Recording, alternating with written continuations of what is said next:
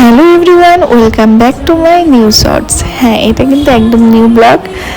তো আমাকে নেহা মনসা ঠাকুর সাজিয়েছিল, যার জন্য আমি চলে গেছিলাম নেহার পার্লারে সকাল সকাল।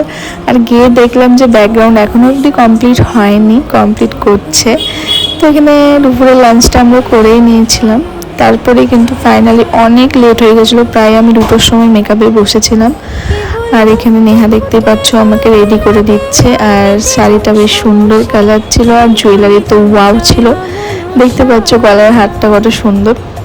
এরপরে কিন্তু মাথায় একটা মুকুটের মতো দিবে, এটা কিন্তু গলার কিন্তু মাথায় দিচ্ছে, খুব সুন্দর লাগছে দেখতে।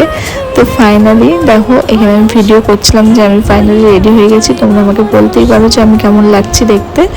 তো এরপরে কিন্তু স্টার্ট হয়ে গেছিলো আমাদের কিছু ফটোশ্যুট। তারপরে দেখতে পাচ্ছ এখানে যখন আমি বাড়ি চলে যাবো তার আগে সব জুয়েলারি খুললে দেখতে পাচ্ছ মেকআপটা কত সুন্দর বসে গেছে। আর এখন কিন্তু মেকআপটা একটু বেশি ভালো লাগছে।